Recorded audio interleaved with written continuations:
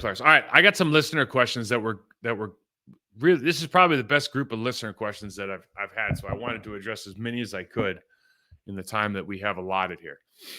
Number one, what does a good S&C program look like for a rookie offensive lineman? Is anything different? No. So here's the thing about going in when you get indoctrinated by a team. There's the strength coach has a philosophy, and I think a lot of guys probably heard the Chargers guy who was the Michigan guy for Harbaugh, and he started talking. You know, he had a very, very well thought out answer for what they do, and you know the kind of the points of emphasis that he has as far as mobility, strength in your shoulders, hips, ankles, etc. And I think a lot of guys are as opposed to when I was playing, it's like move a lot of weight as fast as you can. Movement is first here for sure. Movement comes first. So mobility and then adding strength to mobility becomes first. It's kind of how they build everything out. But basically, where you go is going to dictate what you do as an offense, as any new player. If you have a guy that's a circuit guy, you're going to learn how to do circuits. Now you can fight that and go somewhere else, but that's what they're going to teach you. If you're a kettlebell guy, he's going to do a lot of kettlebell stuff. If he's guy's an ex Olympic lifter, you're going to learn how to Olympic lift. So everybody's got their own way to move weight, and everybody's got their own way to develop. The big difference, I think, and I think they do this in college now more than anything. That's probably where the NFL figured it out. But you're going to start with, they're going to take like your FMS score, which is your functional movement screen. They're going to do some sort of screen, and they're going to hopefully attack where you don't move very well. So they're going to try to make you as bulletproof as possible. And they find that to be more important than, let's say, being a 600-pound squatter and a 400-pound hang clean guy. Where I think back in the day, they would say, oh, this guy's ankle's super stiff. Let's just change like his technique. We've talked about this a lot. Anybody who's watched our offensive line stuff. And they're like, let's just try to get his bench press up. They don't look at it the same way. The strength and conditioning room, I think, has evolved significantly. I think in some ways it's not as good, but I do think just from a mobility standpoint and addressing that and making sure the guys address it, I think that's probably the biggest change you've seen in the last 20 years. Number two, cutting Jones. Good idea? I don't think so. I think because of what you see here, speaking out of both sides of my mouth, he is turning 30 years old. There's all of that goes with it. Certainly. Is he good for another year? Probably. Would he played for another year? Probably. Could you got him for $7 million a year, whatever he's getting for the Vikings? Probably. It just felt like the right time for Goody to go pick up Josh Jacobs. He gets him for 3 years until he's 29 years old and the workhorse back and all that. And he might be a phenomenal player for the Green Bay Packers. There's so few guys that are so good at multiple things and a violent runner and a locker room leader and all the things that a guy like that brings to the table. It's just a tough loss. You see these guys, and listen, Aaron Jones came out of like Texas El Paso. I forgot what round he was drafted, if he was drafted at all. Like he was a relative unknown guy and turned into a franchise. He's a Ring of Honor player now for the Green Bay Packers. So you just never know what you're going to get. These guys do a much more extensive search for those type of players than I certainly am. But when you look at the top rated prospects, a lot of it matters how they adapt to the NFL. A lot of it matters how they're used, as you can see with a lot of these guys. A lot of it matters like when you're not going to get 5 yards of free space like the Wisconsin Lions given Allen. But it's hard when you have a known entity. Is hard to give up, and it must have been a difficult move for the Packers. But I guess we'll just have to see. For me personally, I'd love to get him for another year, but that's what happens. Have you ever seen a front office draft board? How do they rate players, numerical or letter grades? There's a lot of stuff that goes into this, but look, yes, I've seen the draft board. They'll literally do it sequentially, and they'll have position groups. They could have another group that says like just how we've ranked everybody regardless of position. And they usually have a numerical score. They don't have letter grades because they want to go like, oh, he's a 5.7 or versus a 5.6, right? Or, he's a 9.5 star, not a 9 star. As opposed to ABC, like you don't want to go from like we'd go A to F or something. They'd go A to Z. It'd be too much. And they're using a bunch of different qualifications. So, tangibles and intangibles. What are how did the interview go? What do we like his aggressiveness? What's more interesting is like when different scouting departments give you a sheet to look at like, this is how we want you. Like, they go to a coach, "Oh, this is how we want you to evaluate the player." It's probably not how the coach would evaluate the player. Now, the coach has learned how to evaluate that player in that style because they're trying to work together. But it'll say, like, one of the metrics could be aggressiveness. Well, like, for a scout to write, "Oh, I think he's aggressive or he's not aggressive," as far as, an offensive lineman, if he's finishing through the whistle, that could mean he's aggressive. That could also mean he's in incredible shape. As we've talked about before, everybody's aggressive on play 1. Who's aggressive on play 47? Well, the guy who's in better shape. So that kind of stuff, sometimes you're going, I don't know if this all plays out. But I will say this, I think we have a couple more questions to get into this. It's always really interesting when you go to different teams and you think about how they see players. I remember they brought in a kid, I don't want to mention his name, but they brought in like a 5th round guard in Miami.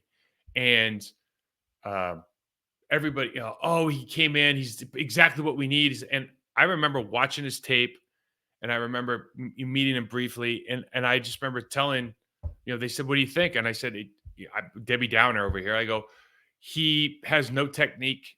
He's bullying guys in a division that's not very good. And he's going to really, really struggle when he gets here unless you have a very, very good development program, because he's basing everything off of athleticism and being a superior athlete, and he's not going to be that here. He's actually not at the level athletically of the guys you already have in the building." Guy never played a snap. And, simply because he came here, we talk about it. A lot of guys, what you have to be able to figure out, what a scout really needs to understand is when the athlete is at the same level as his competitors. In other words, when he shows up in the National Football League and everybody's an elite athlete, does this person have the wherewithal to fix his problems? When he runs into issues, is he able to fix his problems? And if the answer is yes, you put him on this side of the draft board. And if the answer is no, you have a second question. Are we good enough to teach him how to fix his problems in that particular room? Not with like the nutritionist or the sports psychologist or the people in that room. Are they good enough to help this guy own his process, fix his issues, deal with his problems? If the answer is no, he's off the board, because you can't. You're throwing good money at bad money. Players or plays? That's a great question. I'll tell you something. Here's the thing that rang the most true for me. A really good coach is, the players want 2 things: opportunity to find success, right? Tools to be successful. Okay. So a really good coach gives you the opportunities to be successful. Having Mike Sherman as a head coach, being an ex-offensive line guy, we knew that we were not going to be put in positions to not find success. Now, that doesn't mean that we were going to be successful. We had to use our individual skills. We had to use our communication, and you have to develop yourself as a player.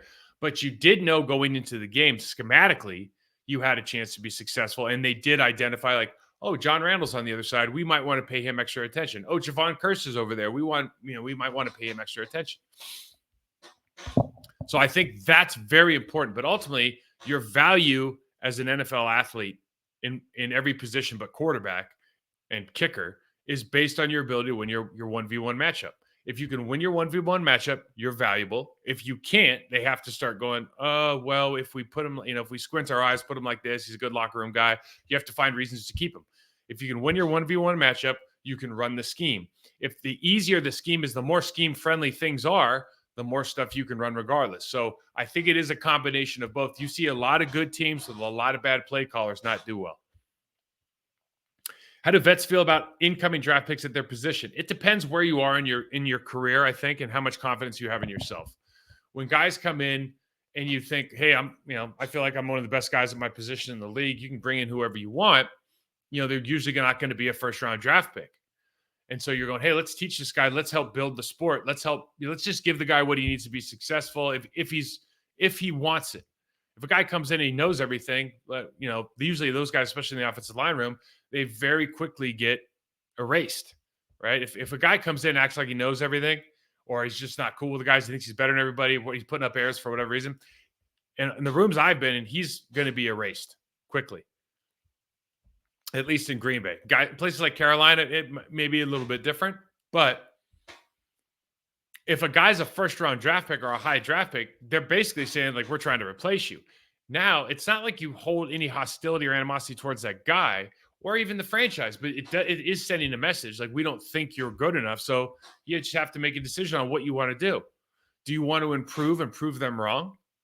Are you satisfied? Do you enjoy the challenge? Like, is that because that's why we all got into the sport in the first place? Is like, we want these physical, demanding, emotional challenges. So I just think it's your perspective and how you handle it. But the better player you are, the less scared you are of, or it's like when Aaron Rodgers and they draft Jordan Love. It's not like Aaron Rodgers thinks Jordan Love's good enough to replace him, but he does know that means the franchise is thinking about his end game, which makes him think about it, which makes him uncomfortable, which makes kind of the whole saga go along. If somebody drafts somebody, at a high level behind me, I know that means probably in 2 or 3 years, they're thinking that guy, when my contract's up, they're going to replace me. I don't think he's going to replace me tomorrow, but I think they're probably thinking about replacing me in 2-3 years, and that's a future problem. We'll see where we are in 2-3 years.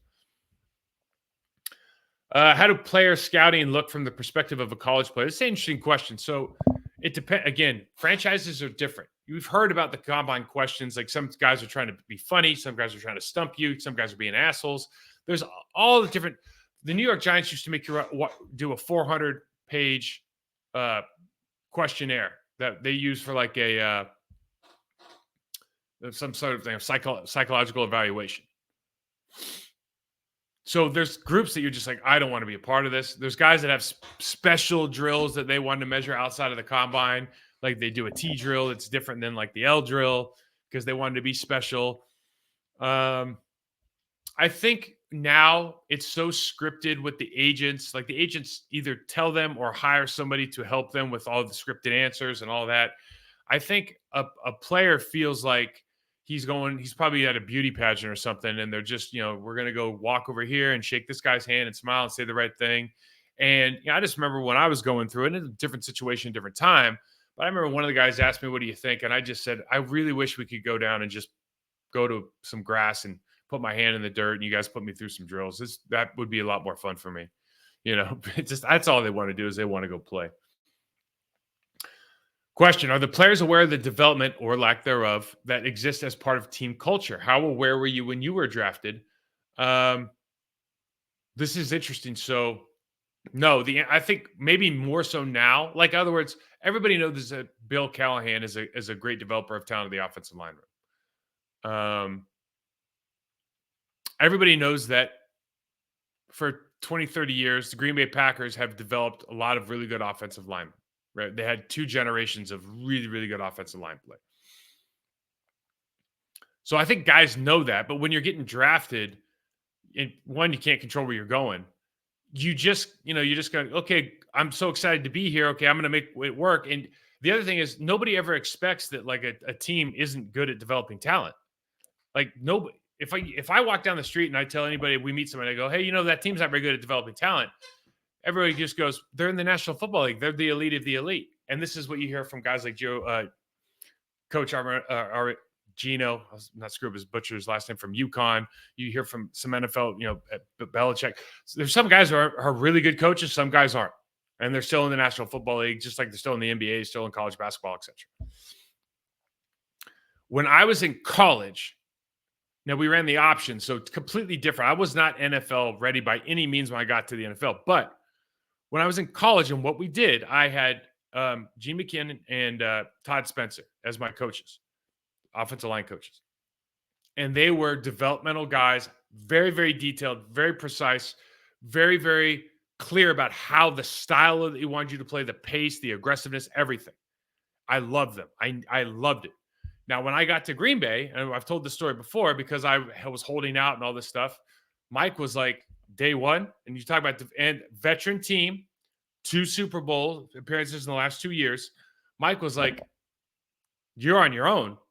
Figure it out." Tom Levant was like, "I got to coach the players that are getting coached." So when you say developmental culture, there's for me as a guy coming in who has no background in the National Football League, it was go watch what Jeff Dellenbach's doing because he's the backup to Frank, and watch Frank and see how they do business. And if you could pick up some things, and watch Timmer and watch Earl, and if you could pick up some things from them, you're going to probably be in better shape. If not, but otherwise, like you're just here figuring things out, try to keep up.